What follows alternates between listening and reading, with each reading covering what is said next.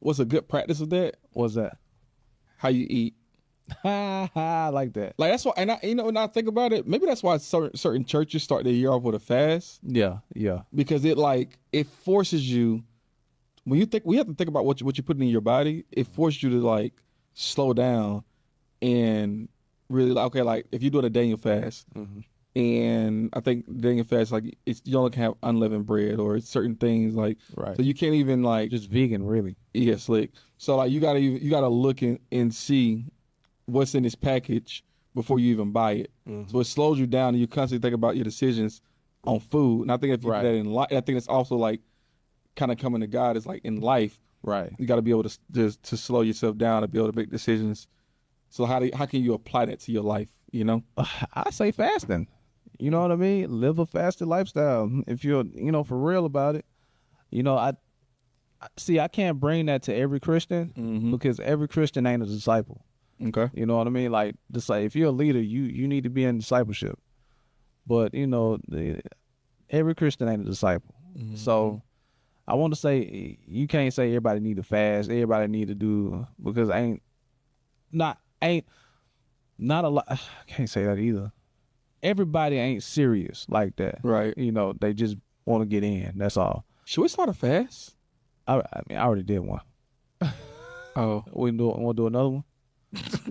yeah, baby. Oh, we can do that. Clearly, and what's that boy so spiritual, boy? Gosh, you? What you mean? Who? Oh, That boy already did one. nah, I actually did right before New Year, man. Hey, we should. I started at your house. Did you? You didn't see me not eat breakfast?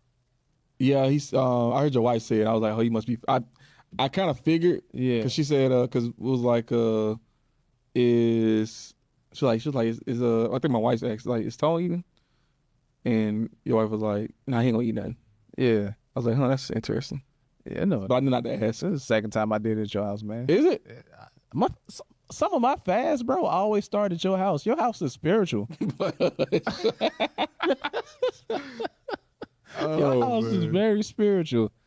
I kid you not, bro. When I get out there, like when I come home, I have clarity. Your house is very spiritual, man. I love y'all. That's why, Well, come down, man. Move down. He's still okay. Yeah. But yeah, man. So so that's the thing, man. Like we have to understand, like, so when you're eating, you're feeding something. The Bible say, scripture says that your flesh warreth against the spirit against the flesh. So when you're eating, you're feeding flesh. When you're not eating, what are you feeding? Yeah. You're feeding the spirit if you're in prayer and meditation. I think Ephesians 5, I'm giving a lot of scriptures, huh? Ephesians 5, I was just here, man, says this. Y'all wait and bear with me because it's right here. I'm about to bring it up right now. And it said, no, that's not it. That's not it. Oh, okay. It says, do not get drunk with wine, for that is debauchery, but be filled with the Spirit. You see, this is Ephesians 5:18. You see in that one scripture it says, do not get drunk with wine, for that's debauchery. Debauchery means to eat or drink in excess, right? When you do that, then your body is warned against the spirit. But when you're being filled, when you're praying, when you're meditating, you're not eating, you are being filled with the spirit, his desires, his personality, that sort of thing. So yeah, that's what that is, man, when we fast and stuff like that. So dang. Yeah. Bars. We ain't got it, man. We ain't got it. But I believe that we're gonna have leaders, man, and who's looking to take that journey. Yeah. And who's really looking to empower their team, influence their team to do great things, and they themselves will do great things. This will be a new type of leader, Yeah.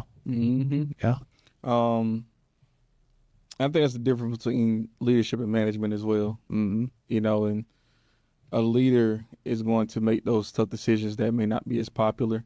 Right. A manager is always going to just try to go into the flow or go through with the flow on everything. Right. And as a leader, you are going to have to, test the mold and And think about leadership, man. It's up and down. Like, Yeah, you know, there's ebbs and flows of leadership, and you're gonna be at the top of the mountain, you know, with your team one day, and then at the next, your team may hate you, Right. But you got to stay, you got to stay true to those principles, right? Because those principles will protect you. No, for sure. And you know, and they'll always be able to say you remain consistent. Right. You know, I mean, I like what decision you made, but at least it was consistent with what everything else that you said you was gonna do. I truly feel like in the end they would like you for that. Yeah, 1,000%. You know, they will find out When they get promoted. Yeah.